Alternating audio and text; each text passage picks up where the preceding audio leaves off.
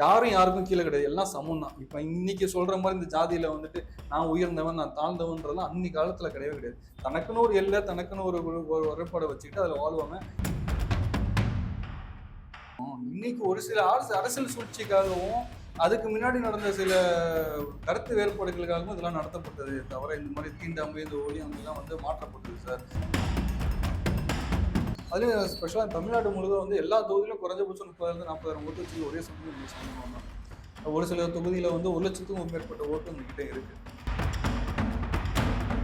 சமூகன்ற ஒரே வார்த்தைக்காக அவன் தாக்கப்படுறான். அவனோட வாழ்க்கையும் அவனோட வாழ்வுரிமையும் பறிக்கப்படுது இல்லை நிறைய இடத்துல.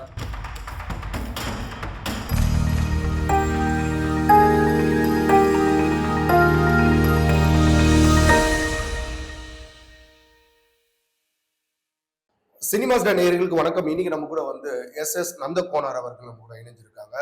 வணக்கம் பிரதர். நந்தகோனாரோட பார்வையில ஜாதி அப்படின்னு சார், இது ஜாதின்றது வந்து என்னை பொறுத்த வரைக்கும் வந்துட்டு அது வந்து நம்ம சொல்லப்படுற வார்த்தை தான். ஜாதி அப்படின்றது வந்து சொல்லக்கூடிய வார்த்தை தான். காலங்காலமாக வந்து பார்த்தீங்கன்னா வந்து இந்த ஜாதி இந்த இப்போ எங்களுக்கு கோனாருன்ற இருக்க மாதிரி ஒவ்வொரு ஜாதிக்கும் ஒரு பேர் இருக்கு. இதெல்லாம் எப்படி அந்த பேர்லாம் வைக்கப்படுதுன்னு பார்த்தீங்கன்னா வந்துட்டு அவங்களோட குலத்தொழிலை வச்சு தான் வந்து அதெல்லாம் தீர்மானிக்கப்பட்டது அந்த வார்த்தைகள் எல்லாமே.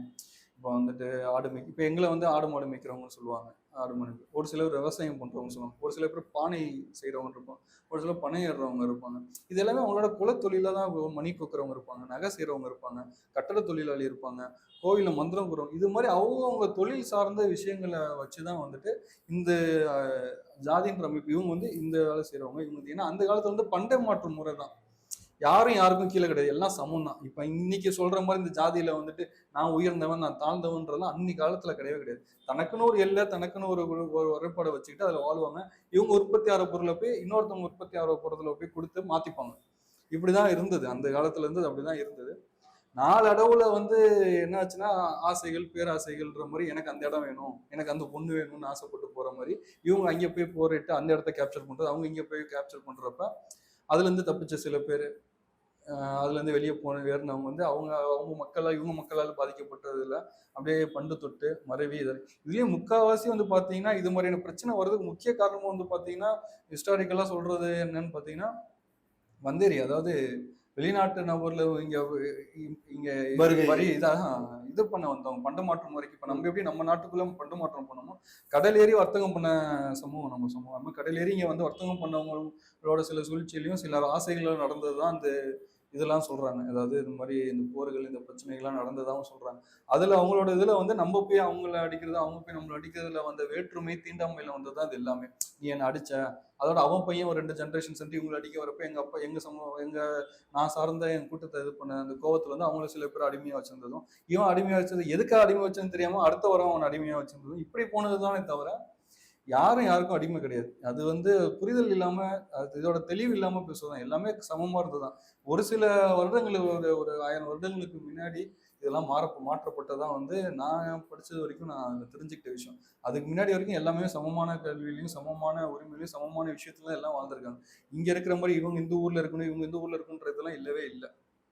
இப்ப குறிப்பிட்ட காலத்துல வந்து அது பண்டு தொட்டு மரவுனது அது. அதுல சொல்றாங்க இது மாதிரி இதுன்னு சொல்லிட்டு நீங்க அந்த ஜாதி நீங்க இந்த ஜாதின்ற. அதாவது இது குல சார்ந்த இதுதான் சார். இது எங்க கம்யூனிட்டில இருந்து பிரிஞ்சு போன ஜாதிங்க ஒரு 3-4 ஜாதிங்க சொல்றாங்க. எங்க ஜாதி அது நம்ம அவங்களுக்குள்ள கான்ட்ரவர்சி வரும். நாங்க தண்ணின்னுவாங்க. அதுக்காக சொல்றேன். அது இருக்கு. அது நம்ம அது அதோட அடையாளம் தெரியாதமா வர்றதுதான் அது. ஓகே, நந்தகோனார் இன்றைய காலகட்டத்தில் இந்த சமூகம் சார்ந்த விஷயங்கள் இல்லை ஜாதி சார்ந்த விஷயங்கள் வேணும்னு நினைக்கிறீங்களா, அவசியமாக பார்க்குறீங்களா?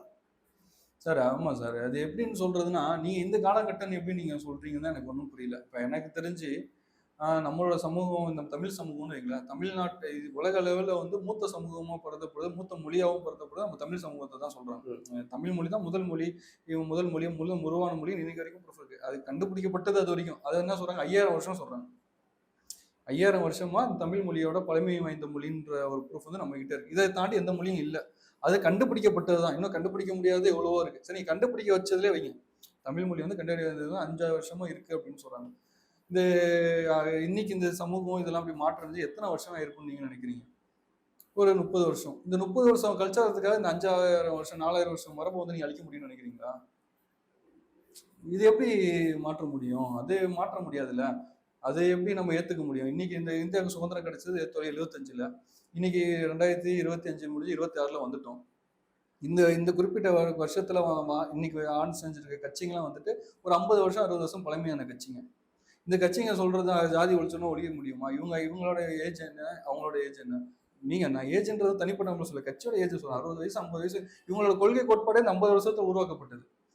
இவங்க 50 வருஷத்துல உருவாக்கப்பட்ட கொள்கை கோட்பாடு வந்து 5000 வருஷம் 4000 வருஷம் பழமையானதை வந்து அழிக்க முடியும்னு நீங்க நினைக்கிறீங்களா? அதெல்லாம் அதை தெரியாம பேசுறது அது. இதை வந்து யாரும் அவங்களோட கல்ச்சரைஸ்ட் தெரிஞ்சவங்க யாரும் அதை அழிக்கணும் விரும்பணும் இதை விட்டு போகணும்னு நினைக்க மாட்டாங்க சார். பாரம்பரியத்தை காப்பாற்றினவங்க தான் இன்னைக்கு வரைக்கும் தன் அடையாளம்ன்ற யாரும் தெரிஞ்சுக்கிட்டவங்க மட்டும்தான் வந்து இன்னைக்கு வரைக்கும் தன் சொந்த பந்தத்தோடையும் தன் அப்பா அம்மாவோடய அரவணைச்சு வாழக்கூடியவனா இருக்கான். இல்லாதவங்க அப்பா அம்மா வந்து தண்ணி கொடுத்துன்னு போகணும் முக்கால்வாசி வந்து இது மாதிரி இது தன்னோட ஹிஸ்ட்ரி தெரியாதவங்க தான் அப்படி போயிட்டு இருக்காங்க. கல்ச்சரைஸ்ட் தெரிஞ்சு நம்ம எப்படிப்பட்டு வந்தோன்றது வந்துட்டு நம்ம ஜாதியை பாதுகாக்கணும், மனித குலத்தை பாதுகாக்கிறது.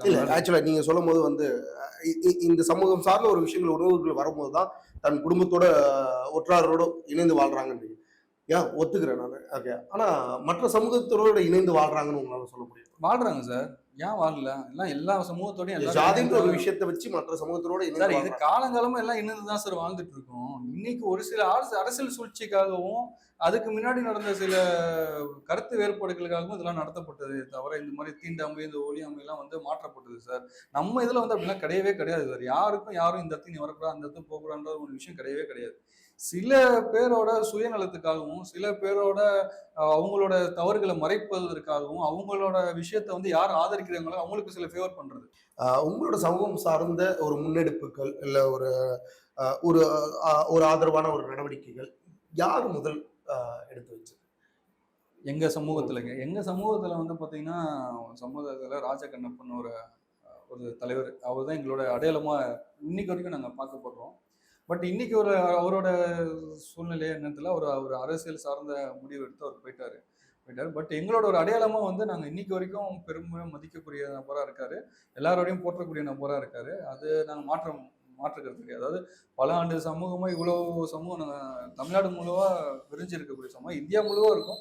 அதுலயும் ஸ்பெஷலா தமிழ்நாடு முழுவதும் வந்து எல்லா தொகுதியிலும் குறைஞ்சபட்சம் 30,000 40,000 ஓட்டு வச்சிருக்க ஒரே சமூகம் எங்க சமூகம் தான். ஒரு சில தொகுதியில வந்து 1,00,000க்கும் மேற்பட்ட ஓட்டு எங்ககிட்ட இருக்கு. இது எல்லாத்தையும் ஒன்றிணைச்சு ஒரு ஸ்கோப்பை கொண்டு வந்தாரு. அவர் தான் அது ஃபர்ஸ்ட் ஒரு அடையாளத்தை வந்து கொண்டு வந்தாரு. அவர் தான் அதுக்கான ரெப்ரசன்ட் அவர்கிட்ட தான் இருக்கு. அப்புறம் சில சூழ்நிலைகள் அரசியல் அழுத்தங்களும் என்னன்ற நமக்கு கரெக்டா தெரியல. அப்புறம் அவர் கட்சியை சார்ந்து போயிட்டாரு. அதனால அப்படியே இருக்கு. திருப்பி நாங்க அதெல்லாம் சரிப்பட்டு நம்ம சமுதாயம் சார்ந்து தான் போகணுன்ற கோட்பாடுலாம் நாங்க கொண்டு வரோம். எல்லாருமே இந்த ஜாதி தலைவர்கள் ஜாதி அரசியல் பண்றவங்க எல்லாருமே வந்து தன் சமூகத்துக்கு என்ன பெரிதளவுல பண்ணியிருக்காங்கன்ற ஒரு கேள்வி இருந்துகிட்டே இருக்கும்.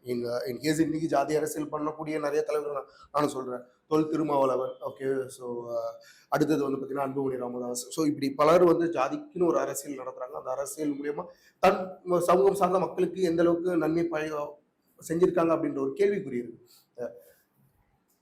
நீங்க அதுக்கு ஒரு விதிவிலக்காக இருப்பீங்களா இல்லை எப்படி? அதான் சார், அதாவது நம்ம வந்து இந்த சமூகம் சார்ந்தவங்களுக்கு தனியாக ஒன்று நம்ம ரெப்ரசன்ட் பண்ணி வைக்கணும் அப்படின்றத ஃபோட்டோ ஃப்ரேம் போட்டு வைக்கிற அளவுக்கு நம்ம மனப்பக்கம் நமக்கு இல்லை.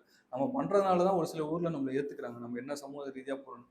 நாங்கள் வந்து சமூகத்துக்கு வந்து ஒரு நல்லது பண்ணி கொடுக்கணுன்றத, சமூகத்துக்கு எந்த விதமான தீங்கும் நடக்கக்கூடாதுன்றதுல தான் நாங்கள் கண்ணு கருத்தாக இருக்கும். எங்களோட பாயிண்ட் ஆஃப் வியூ வந்து எல்லாருக்கும் இன்னைக்கு எல்லாரும் மெச்சூரிட்டி லெவலில் எல்லாருமே அவங்க குடும்பத்தை பார்த்துக்கிற லெவலில் இருக்காங்க. யாரும் போய் யாரை காப்பாற்றணும் வச்சுக்கணும் இல்லை. ஆனால் சில விதமான தீண்டாமைகளும் சில விதமான எப்படி சொல்றது ஒரு மெச்சூரிட்டி இல்லாம மற்றவங்க சில அவங்களோட இதை புரியாம சமூக வெறி கொண்டு ஒரு பையனோ ஒரு ஒரு ஒரு ஒரு மனிதரோ வந்துட்டு சமூக ரீதியால சமூகன்ற ஒரே வார்த்தைக்காக அவன் தாக்கப்படுறான். அவனோட வாழ்க்கையும் அவனோட வாழ்வு உரிமையும் பறிக்கப்படுது சார் நிறைய இடத்துல.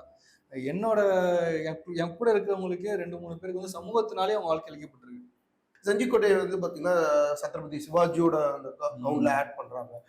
ஸோ அப்படிங்கும் போது அதுல உங்களுக்கு ஒரு மாற்று கருத்து இருக்கு. அதான் சார், அது என்னன்னா யுனெஸ்கோன்னு ஒரு பாரம்பரியம் ஒரு அமைப்பு இருக்கு. அது வந்து வெளிநாட்டு சார்ந்த ஒரு அமைப்புன்னு வைங்களேன். அது வந்து என்னன்னா யுனைடெட் நேஷன்ஸ் ஆஃப் அதோட ஃபுல் மீனிங் யுனெஸ்கோன்றது எஜுகேஷனல் கல்ச்சரல் ஆர்கனைசேஷன் அதோட பேர். அப்படின்னா உலகம் ஃபுல்லா இருக்கிற வந்து கல்ச்சரைஸ்டு பழைய விஷயங்களை வந்து அழிஞ்சு போகாம பாதுகாக்கிறதுக்கு அவங்க வந்து ஒரு சர்டிஃபைட் பண்ணுவாங்க. இது வந்து ஒரு ஒரு பிரசித்தி பெற்றது, ஒரு புகழ்பெற்ற இடம் அப்படின்னா அவங்க சர்டிஃபைட் பண்ணுவாங்க. அதனால வந்து டூரிசம் வந்து அந்த பிளேஸ்க்கு வந்து வேர்ல்டு வைடு வந்து கொஞ்சம் இன்க்ரீஸ் ஆகும். அதனால அது ஒரு சர்டிஃபைடாக பண்ணுவாங்க. அதுல என்ன விஷயம்னா வந்துட்டு அவரோட 12 கோட்டையை வந்து இவங்க செலக்ட் பண்றாங்க. அதாவது சிவாஜியோட கோட்டையை வந்து அந்த நார்த்ல போயிட்டு ரெப்ரசன்ட் பண்ணி அதுல ஒரு அவரோட இதுல வந்துட்டு அவருக்கு ஒரு சொந்தமான 12 கோட்டையை வந்து அவங்க செலக்ட் பண்றாங்க. இதெல்லாம் வந்துட்டு இவரோட கோட்டைன்னு. அதுல இந்த கோட்டை வந்து மென்ஷன் ஆகுது. இந்த கிருஷ்ணகிரி இதுல ஒரு நல்லா புரிஞ்சுக்கோங்க. அவர் வடநாட்டை சேர்ந்தவர், தமிழ்நாட்டை சேர்ந்தவர் கிடையாது சிவாஜி. வடநாட்டை சேர்ந்தவருக்கு இங்க ஒரு கோட்டை எப்படி உருவாகும் அது அடுத்து. அவர் வந்து என்ன பண்றாருன்னா அவரோட ஆண்டு டைம்ல வந்து அதை வந்து இங்க ஒரு போரிட்டு இதை வந்து அவர் கைப்பற்றிருக்காருன்னு தான் சொல்றாங்க. அதுல வந்து பாத்தீங்கன்னா இந்த செஞ்சிக்கோட்டையை வந்துட்டு கட்டப்பட்டது அப்படின்னு பார்த்தீங்கன்னா அது வந்து ஒரு கோனார் மக்களின் தலைவராகவும் கருதப்பட்ட ஆனந்த கோனுன்ற ஒரு நாள் அவர் அரசராக தான் இருந்திருக்காரு. அதுக்கு வந்து ஒரு ரிசர்ச்ல வந்து தமிழ்நாட்டை சேர்ந்த நாராயணன் அப்படின்ற ஒரு செஞ்சிக்கோட்டை கட்டினது வந்து பாத்தீங்கன்னா ஆனந்த கோணம். ஆமா ஆமா. அதுக்கு வந்து நம்ம தமிழ்நாட்டை சேர்ந்த ஒரு ரிசர்ச்சர் சார், ரிசர்ச்சர்னா ஹிஸ்டாரிக்கல் ரிசர்ச்சர், அதாவது வரலாற்று ஆசிரியர் வந்துட்டு நாராயணன்ட்டு ஒரு பிரசித்தி பெற்ற நபர். அவர் ரிசர்ச் பண்ணி அவரோட நாவல்லையும் அவரோட ஒரு இதுலையும் இது பண்ணியிருக்காரு. செஞ்சிக்கோட்டை வந்து கட்டப்பட்டது வந்து ஆனந்த கோனுன்ற ஒரு கோனார் மக்களின் தலைவனாகவும் அரசனாகவும் இருக்கக்கூடிய ஆனந்த கோனால் கட்டப்பட்டதுன்றத வந்து அவரும் இது பதிவிட்டிருக்காரு. கோன்னா அரசர். அது அதை நீங்க கோனாரோட சேர்க்கிறீங்க. அதான் சார், அது எப்படின்னா அதுக்கான ஷார்ட் ஃபார்ம். இப்ப நம்ம பேசுற இது பண்ற மாதிரி அந்த கோன்ற வழிமுறையில வந்தவங்க தான் கோனார். அதான் சார், இப்ப எப்படின்னா கோனாருன்றது எல்லாரையும் பலரை வந்து குறிக்கும், கோனுன்றது ஒருத்தரை குறிக்கும். தமிழ் ஆக்கியத்துல பாத்தீங்கன்னா கோனுன்றது அரசர்ன்றது தாண்டி அதுக்கு இன்னொரு பொருள் அது ஒருத்தரை குறிக்கும்.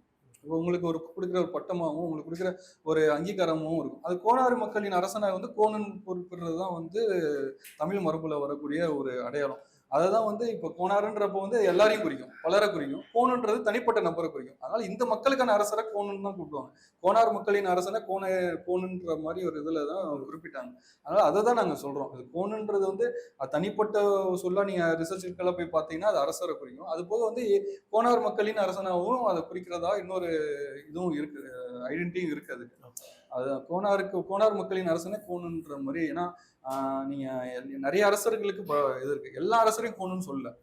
தமிழ்நாட்டிலையும் இந்தியா இதுலயும் உள்ள பல அரசர்கள் இருக்காங்க. எல்லா அரசருக்கும் அது கோணுன்ற பட்டம் கிடையாது. நீங்க அப்படி சொன்னீங்கன்னா அது பொது சொல்ல நீங்க அது எல்லாருக்கும் கோணு தானே இருக்குன்னு நீங்க சொல்லலாமே. கோனார் மக்களின் தலைவர்களுக்கு தான் அது கோணுன்ற பட்டம். இப்போ அழகுமுத்து கோணுன்னு இருக்காரு. இங்கேயே வந்து நிறைய நிறைய அரசர்கள் வந்து தமிழ்நாட்டிலே இருந்திருக்காங்க. யாருக்கும் கோணுன்ற பட்டம் நிறைய தலைவர்களுக்கு கிடையாது. நிறைய அரசர்களுக்கு வந்து அது கிடையாது. கோனார் மக்களின் தலைவர்களாக இருக்கக்கூடிய அரசர்களாக இருக்கக்கூடியவர்கள் மட்டும் தான் கோனுன்ற பட்டம் கொடுத்துருக்காங்க. அப்போ அதை நம்ம வந்து எங்களுக்கான இதை தான் நாங்கள் ஏற்றுக்க முடியும். அது எப்படி நம்ம விட்டு கொடுக்க முடியும்? இப்போ நீங்க இந்த செஞ்சிக்கோட்டையை ஃபார் எக்ஸாம்பிள் வச்சு சொல்றீங்க. இந்த மாதிரி நான் எந்த வழி வந்தோம்னு சொல்றதுல எனக்கு என்ன சார் இது இருக்கு? நான் இப்படி வந்தவன், என்னோட பரம்பரை இப்படிப்பட்ட பரம்பரை நேரில் இருக்குன்னு சொல்றதுல என்ன இருக்கு? இல்லை நம்ம ஒன்றும் கிடையாது. என் இனிஷியல சொல்றப்போ இது என்னோட கோனார்ன்றது என் சமுதாயத்தை என்னோட கல்ச்சரைஸ்ட்டை சொல்லணும். நான் எப்படி வளர்ந்தன்றதை காட்டும். அது நான் எப்படி ஒழுக்கமா வளர்ந்தேன்னா எப்படி என்னன்றதை காட்டுறது. இல்லை நான் இதை எப்படி நம்ம இது பண்ண முடியும்?